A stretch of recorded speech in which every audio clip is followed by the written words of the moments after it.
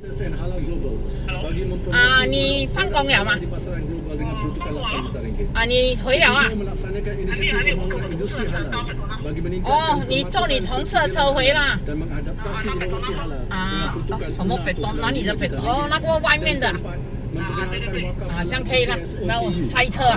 没有，我会讲没有，我就转去载你要下雅城，你跟他车回可以了。我这个好的。我给你了，要来冲凉了，可以烧水了。Tasri yang dibuka bagi memastikan kesejahteraan rakyat luar bandar, kemudahan infrastruktur akan terus ditambah baik. Bagi tahun 2023, sejumlah 2.55 bilion ringgit disediakan dengan tumpuan kepada Sabah dan Sarawak untuk melaksanakan projek berikut. Pertama, projek jalan luar bandar dan jalan perhubungan desa hampir 500 km berjumlah 1.5 bilion ringgit untuk manfaat lebih 110,000 penduduk antaranya dari kampung orang asli Bawang Kuala Kangsar ke rancangan penempatan semula Kemas Perak. Kedua, projek bekalan listrik luar bandar dengan peruntukan sebanyak 472 juta ringgit untuk memanfaatkan penghuni 2,100 buah rumah. Ketiga, projek bekalan air luar bandar dan bekalan air alternatif berjumlah 381 juta ringgit bagi manfaat penghuni 4,800 buah rumah antaranya di ladang Rizda Palung di Jempol Negeri Sembilan. Keempat, projek lampu jalan kampung melalui pemasangan baru 6,800 unit lampu dan penyelenggaraan dengan peruntukan sebanyak 123 juta ringgit.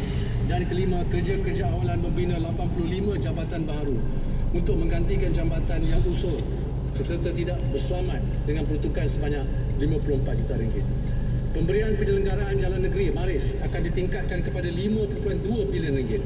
Dalam usaha mengoptimumkan peruntukan ini, skop Maris akan diperluas untuk merangkumi kerja penyelenggaraan jalan pertanian negeri di bawah seliaan Lembaga Kemajuan Pertanian. Kerajaan negeri juga dibenar untuk menggunakan peruntukan Maris bagi membaiki dan mengganti jalan, jambatan dan longkang yang rosak akibat bencana banjir. Selain terus membenarkan penggunaan sehingga 20% dana Maris untuk penyelenggaraan luar skop. Setakat Julai 2022, inisiatif Bank Bergerak yang melibatkan 6 buah bank dengan 15 buah kenderaan di Ubah Suai telah melakukan lebih 36,000 transaksi antaranya di Muka Sarawak, Kota Star Kedah dan Batu Sapi Sabah. Kerajaan akan terus mengembangkan inisiatif ini untuk manfaat penduduk pedalaman dengan peruntukan 11 juta ringgit. Tan Sri Yang di-Pertua, Sabah dan Sarawak akan terus meraih manfaat besar daripada peruntukan pembangunan negara, iaitu masing-masing sebanyak 6.3 bilion ringgit dan 5.4 bilion ringgit. Peruntukan ini antaranya untuk melaksanakan projek infrastruktur air, elektrik, jalan raya, kesihatan dan kemudahan pendidikan. 5 wilayah koridor utama negara akan menerima peruntukan keseluruhan 1.4 bilion ringgit, iaitu meningkat 2 kali ganda berbanding 690 juta ringgit pada tahun ini. Tahun hadapan, program utama yang dilaksanakan termasuklah pertama, projek ladang terusu di Cuping Perlis dengan kos 80 juta ringgit. Kedua, program pembangunan modal insan di bawah ECRBC antaranya bagi meningkatkan prestasi akademik anak-anak B40 dengan peruntukan 63 juta ringgit. Ketiga, sistem pengangkutan bas rapid transit di Johor dengan peruntukan 80 juta ringgit. Keempat, pembesaran pelaburan kontena Sapanga Bay di Sabah dengan peruntukan 250 juta ringgit. Dan kelima, projek infrastruktur bekalan air Salma Laju Fasa 3 di Sarawak dengan peruntukan 100 juta ringgit. Bagi merancarkan pertumbuhan ekonomi koridor, pakej galakan cukai sedia ada yang akan tamat pada tahun ini akan ditambah baik dan dilanjutkan untuk tempoh 2 tahun lagi. Pertumbuhan ekonomi di utara akan terus dipacu melalui projek Zon Ekonomi Sempadan Khas SBZ 8 di Bukit Kayu Hitam Kedah. Kerajaan berhasrat untuk membangunkan hub lalu lintas digital dan pusat data alternatif bagi rantau Asia Tenggara di kawasan seluas 200 ekar di SBEZ 8.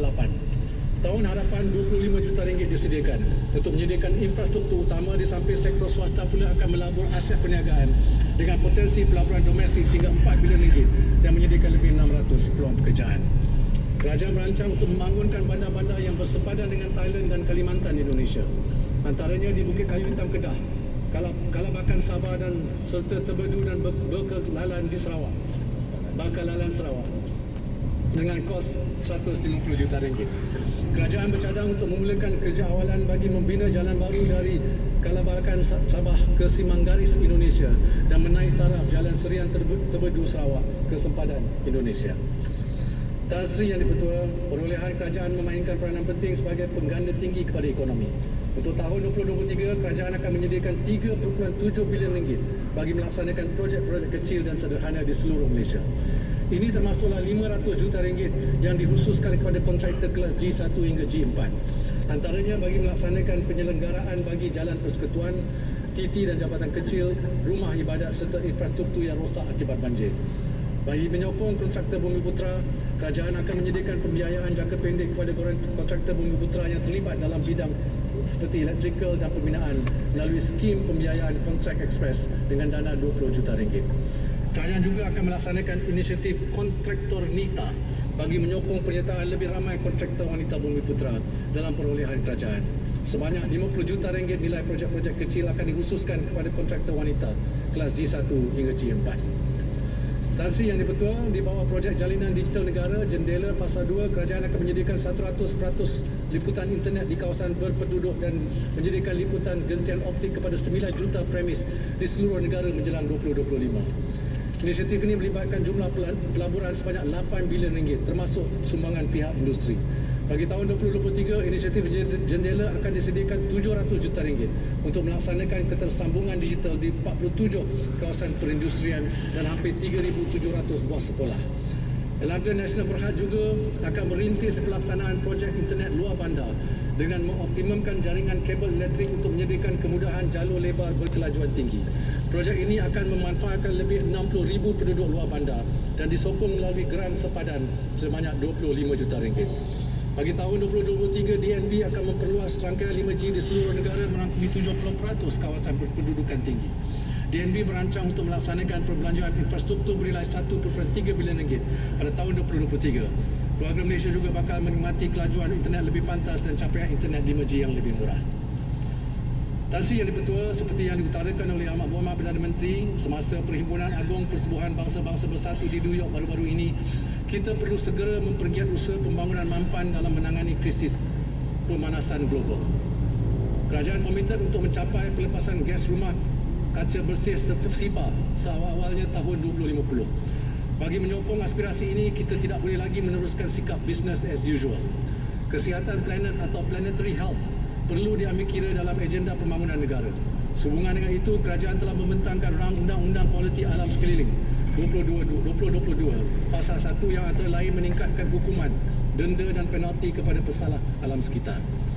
Bagi menggalakkan pelaburan hijau, kerajaan mencadangkan melanjutkan tempoh permohonan insentif Green Investment Tax Allowance (GITA) dan juga Green Income Tax Exemption (GITE) sehingga 31 Disember 2025 dengan menambah baik tempoh galakan daripada 3 kepada 5 tahun bagi aktiviti hijau yang layak sebagai contoh aktiviti solar berserta battery energy storage system.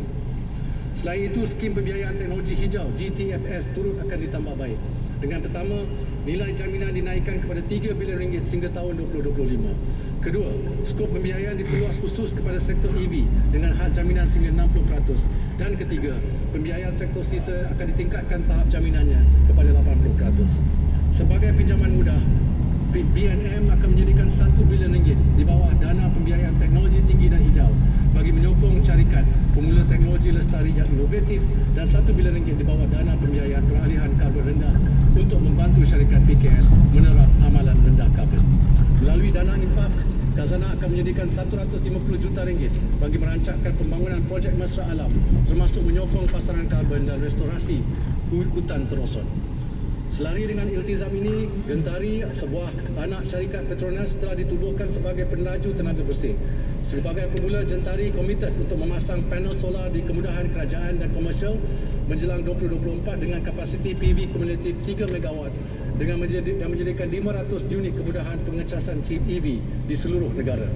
Menyambut usaha yang sama, Tenaga Nasional Berhad turut komited untuk memasang rooftop solar dan serta menyediakan kemudahan pengecasan EV dengan pelaburan 165 juta ringgit sehingga tahun 2025. Selanjutnya, sebagai langkah berterusan menyokong penggunaan EV, kerajaan bercadang untuk memberi pertama, pengecualian duty import dan excise ke atas EV jenis CBU import dilanjutkan sehingga 31 Disember 2024. Kedua, pengecualian fee approved permit ataupun AP bagi pengimportan EV sehingga 31 Disember 2023. Dan ketiga, penghilang peralatan pengecasan EV diberi pengecualian cukai pendapatan 100% ke atas pendapatan berkanun mulai tahun taksiran 2023 hingga tahun taksiran 2032 dan allowance cukai pelaburan sebanyak 100%. Bagi menyokong usaha Pulau Tuba di Langkawi, Kedah sebagai pulau rendah karbon pertama di Malaysia, kerajaan akan memberikan rebat jualan sehingga RM4,000 kepada pengusaha motosikal sewa yang menggantikan motosikal sedia ada kepada motosikal elektrik. Kerajaan menyasarkan pelaksanaan perolehan hijau kerajaan sebanyak 25% menjelang tahun 2025. Bagi menyokong hasrat ini, pelaksanaan perolehan hijau kerajaan akan diperluas kepada kerajaan negeri dan PBT juga. Program sekitar semula produk plastik amat penting dalam memastikan kelestarian alam sekitar. Bagi meningkatkan pengumpulan sisa plastik, pihak yang membuat sumbangan atau penajaan peralatan Smart AI Driven Reverse Vending Machine layak mendapat potongan cukai pendapatan. Kerajaan berhasrat memperkenalkan cukai karbon dan akan mengkaji kebolehsanaan mekanisme penetapan harga karbon. Bagi menyokong pelaksanaan mekanisme ini, kerajaan akan menyediakan RM10 juta secara geran padanan untuk membantu penyediaan penilaian karbon bagi syarikat PKS serta produk-produk berkaitan yang layak.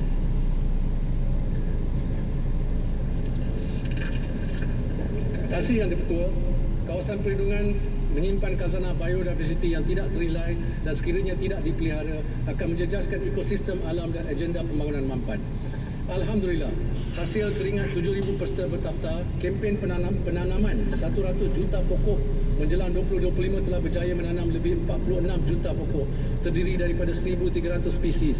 Kerajaan juga akan terus mempergiat projek restorasi hutan bagi menanam anak-anak pokok antaranya di kawasan hutan simpanan wilayah Perhutanan Sandakan Sabah. Meskipun perkembangan ini baik, namun aktiviti yang memberi impak kepada khazanah alam perlu segera dikawal. Ini termasuklah pembalakan haram dan pembalakan besar-besaran serta penjualan hidupan yang dilindungi, termasuklah juga telur penyu. Maka bagi menyokong usaha yang diambil kerajaan negeri dalam mengurus dan meningkatkan keluasan kawasan perlindungan flora dan fauna, kerajaan akan meningkatkan peruntukan Ecological Fiscal Transfer for Biodiversity Conservation atau EFT kepada RM100 juta setahun, iaitu penambahan sebanyak RM30 juta. Untuk memastikan hidupan liar dan habitat hutannya terus terpelihara, kerajaan memperuntukkan RM36 juta bagi program perlindungan harimau, gajah dan spesies liar lain. Dengan meningkatkan peruntukan kepada RM39 juta, bilangan ranger komuniti yang mengawal biodiversiti kawasan hutan akan ditingkatkan kepada 800 daripada 800 kepada 1,000 ranger dan digajikan dari kalangan komuniti tempatan khususnya orang asli dan veteran. Bagi memperbaik, membersih dan merawat sungai di seluruh negara, sejumlah RM216 juta disediakan untuk melaksanakan projek pemuliharaan antaranya di muara Sungai Merang Terengganu dan muara Sungai Perak. Tasri Yang di-Pertua, kerajaan telah bekerjasama rapat dengan Yayasan Hasanah sejak bermulanya COVID-19. Hasil kerjasama ini ia telah berjaya mengendalikan 177 projek melibatkan 125 perusahaan sosial dan NGO dan telah memanfaatkan seramai 1 juta rakyat yang terkesan. Bagi memperkukuh kerjasama ini, sebanyak RM100 juta akan disediakan kepada Yayasan Hasanah untuk menerajui usaha di peringkat komuniti seperti menjana pendapatan, memastikan tiada yang ketinggalan dalam pendidikan dan mempergiatkan program pemeriksaan kesihatan. Ke arah memperkasa komuniti sebagai penggerak agenda kelestarian, kerajaan juga menyediakan RM20 juta kepada UNDP dan Kumpulan Rentas Parti Parlimen Malaysia bagi memperbanyak aktiviti program berkaitan SDG secara bersama di antara kerajaan, masyarakat setempat serta industri. Yang Amat Berhormat Perdana Menteri ialah suri teladan buat kita semua kerana beliau berbangga memberi mesej tegas di pentas dunia dengan bahasa Melayu. Maka memperkasa bahasa Melayu, Kementerian Luar Negeri disediakan RM5 juta untuk berkolaborasi dengan agensi berkaitan bagi melaksanakan program diplomasi bahasa dan budaya ke arah pengantarbangsaan khazanah negara ini. Di samping bahasa Melayu sebagai bahasa kebangsaan, kerajaan turut menyokong usaha untuk meraihkan kepelbagaian di Malaysia dan memelihara pelbagai bahasa dan budaya lain, khususnya di peringkat komuniti seperti Kadazan Dusun dan Siam dengan peruntukan RM10 juta. Beg yang saya gunakan hari ini untuk membawa buku ucapan bajet 2023 ialah hasil penenun Sarawak daripada Tanoti, sebuah perusahaan sosial di Sarawak. Corak tenunan songket pada beg ini melambangkan 6 suku kaum utama di Sarawak, iaitu orang Melayu, Bidayuh, Iban, Melanau dan Cina. Kepelbagaian motif tersebut bergabung untuk menghasilkan beg yang menarik ini. Sama juga dengan kepelbagaian latar belakang kita di Malaysia. jika digarap dan digabung untuk akan membentuk keluarga Malaysia yang kukuh dan harmoni. Kami berharap bajet 2023 ini sedikit sebanyak dapat menyumbang kepada mengeratkan talian antara ahli keluarga Malaysia, membantu semua yang perlu dan menyumbang kepada kesejahteraan dan kemakmuran negara.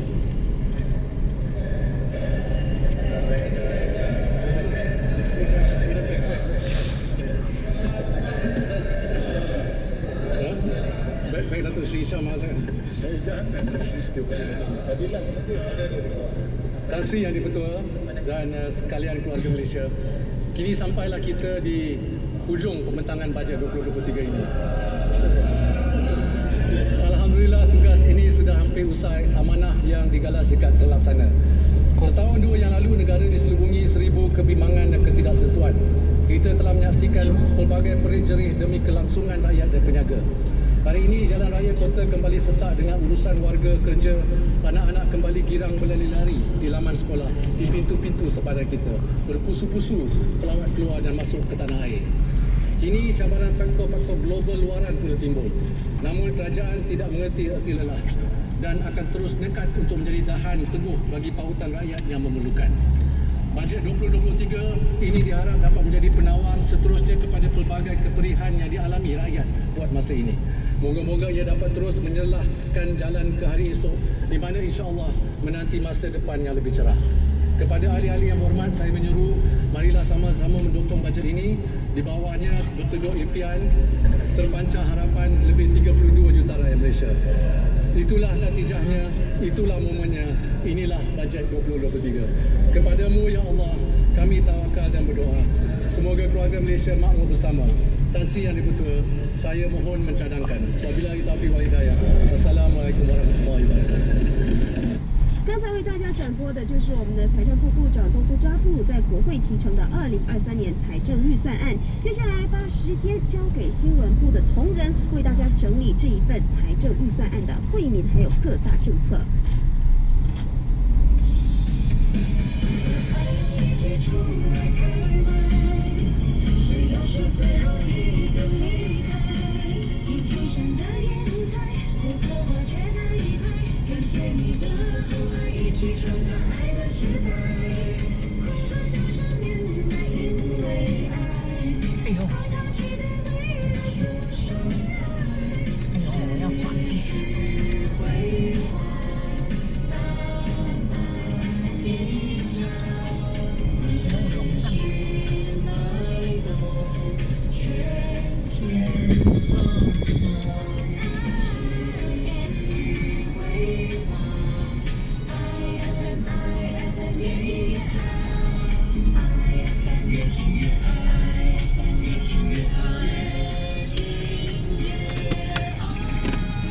资讯脉动全天放送 ，IFM 越听越爱。现在是新闻时间。您好。2023年财政预算案特别报告。您好，我是张慧玲。祝您平安，我是郑浩。财政部长Tengku Datuk Sri Zafrul Tunku Abdul Aziz 今天向国会下议院提呈2023年财政预算案。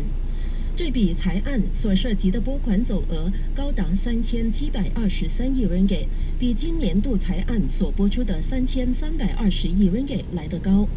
在这笔新出台的财案当中，行政开销占2723亿 ringgit， 发展开销则占950亿 ringgit， 另外50亿 ringgit 则充作官病基金，还有20亿 ringgit 则作为应急储备金。财长也强调，为了确保明年度财案能做出迅速反应，政府将继续贯彻扩张性的财政政策。他表示，这相当重要，以便为人民和商家提供适当的援助。另外，财长也说，马来西亚作为一个开放经济体，无可避免地会受到全球局势发展的冲击，因此我国预计在2023年的国内生产总值会介于4%到5%之间。有鉴于此，马来西亚一家要立即采取行动，共同面对未来挑战。2023年的财政预算案会采取3R 政策，分别是 responsive 反应迅速 ，responsible 具有责任，以及 reformist 改革。财长也说，今年度的财政预算案是一个受到马来西亚一家理念启发的财案，秉持共同繁荣的理念，政府将落实超过100个惠及人民的政策。这次的财案为 L40群体，特别是国内100万纳税人带来好消息。收入5万到7万元给之间的纳税人，其个人所得税将减少2个百分点，也就是从原来的13%减少到11%。收入7万到10万元给之间的纳税人，其所得税也一样减少2个百分点，也就是从现有的21%降低到19%。而本年度的财政预算案主要聚焦在保障人民福祉方面，数额高达25亿 ringgit。根据2019年国家贫穷线收入 PGK 水平，每户收入水平在1169 ringgit 以下的家庭，自2023年开始可以获得多达40 ringgit 的电费津贴。另一方面，政府也会改善马来西亚一家援助金 BKM 发放措施。在本年度的财案中，所有家庭月收入低于2500 ringgit， 同时养育5名孩子或以上的家庭，有资格接受多达2500 ringgit 的马来西亚一家援助金。这是该制度下最新一个援助范畴。至于家庭月收入介于2500 ringgit 到5000 ringgit 之间的家庭，则根据他们拥有的孩子人数，可以接收的援助金介于500 ringgit 到1250 ringgit 之间。乐龄人士和单身群体则维持原本的援助金。